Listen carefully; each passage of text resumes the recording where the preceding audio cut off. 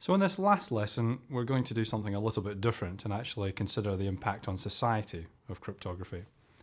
At the end of this lesson, you'll be able to explain why use of cryptography presents society with a dilemma, and to compare a number of different approaches to addressing that cryptography dilemma.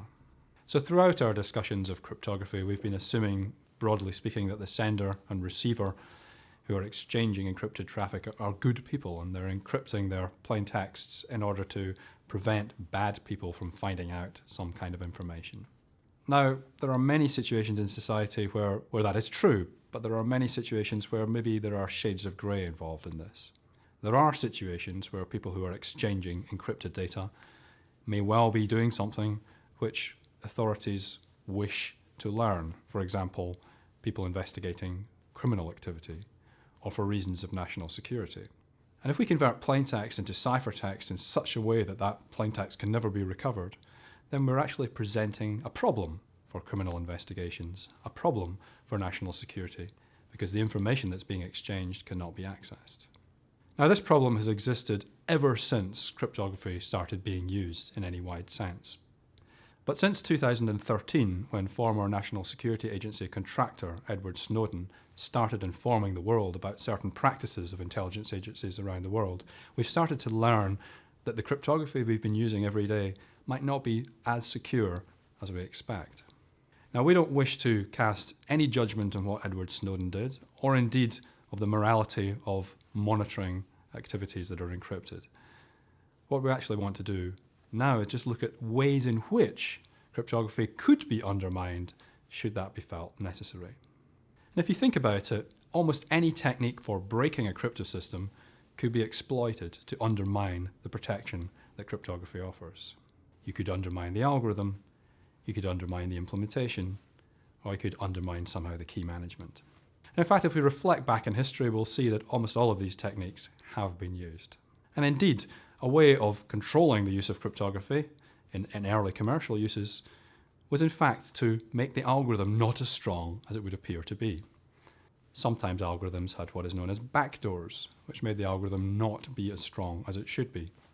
And the designer who knew the backdoor could perhaps recover information, could recover a decryption key, recover plaintext. But the person using the algorithm would expect full protection from it. Another technique that was used last century by a number of countries around the world was to impose export controls on cryptographic technology. So this was a legal means of, in some sense, allowing strong encryption to be used within the borders of a country, but restrict the power of the encryption if that technology left that country. So a product could be built, strong encryption could be used within borders, but if that product was sold around the world, it would have weaker encryption.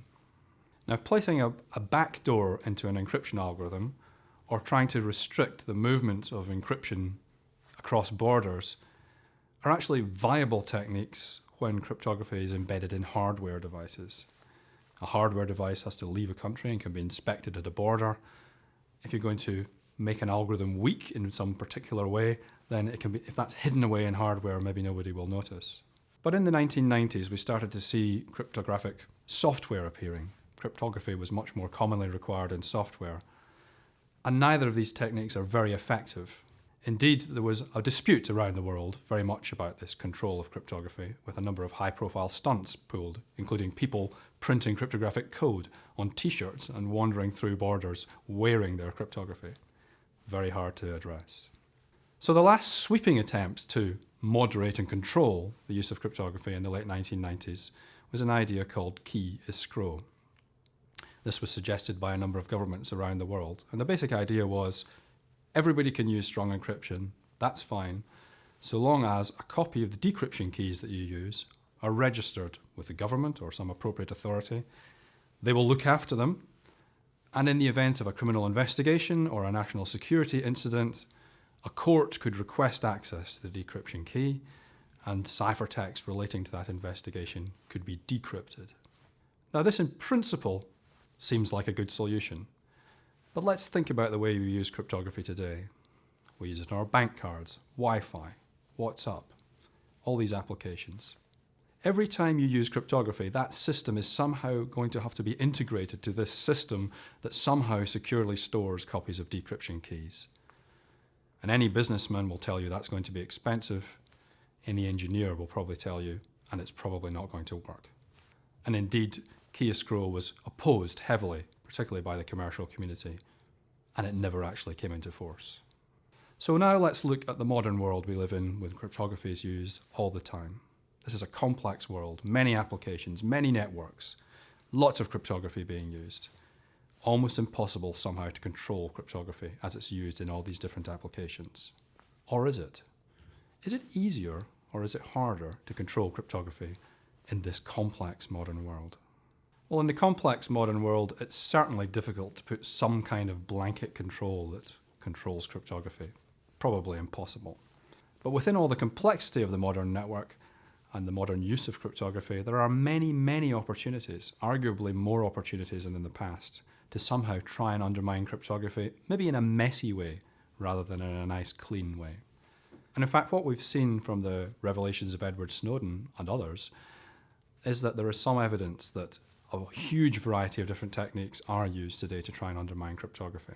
And let's just think about the kinds of things you could possibly do. For example, today, people's mobile phones are portable computers. All sorts of data exists on a mobile phone. How could one compromise a mobile phone and somehow get access to encrypted data? Well, one simple technique, and it's relatively simple, might be to persuade the user of the phone to download some code or download an app onto their phone, which in fact is a malicious app, which somehow looks for keys on their phone or looks for plaintext on their phone and reports it. Now, because users of mobile phones are not experts, then you may well be able to target somebody with such a piece of malware. But also the networks are complicated. Data goes through all sorts of servers by all sorts of routes.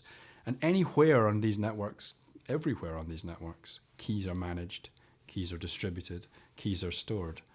There are many places around these networks where decryption keys could be lurking, and sometimes plaintext is lurking.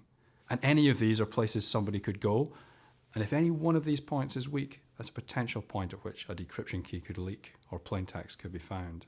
And if we even think about technologies are complicated. They involve vast supply chains. Different organizations in different countries supply different components. It would be possible to compromise a particular component coming from a particular outlet. That's a possible point of weakness because the systems are complicated. It's hard, for example, to get the keys of all the phones in use in the world.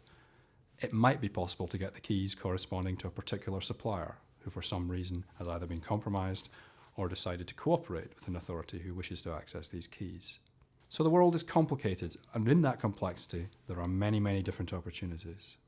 So in some sense, looking back on this, we have a dilemma. We will always have a dilemma, however our technology evolves. Use of cryptography will always present us with this dilemma. But as the world becomes more complicated, and as we use more and more technologies in different ways, then there are many places within the networks and computers and technologies we use where cryptography may do a good job, but could also be compromised. And that in its heart is the cryptographic dilemma, which is not going away anytime soon. So in summary, use of cryptography presents society with a dilemma. And that dilemma at its heart is really how to balance freedom and control in modern society.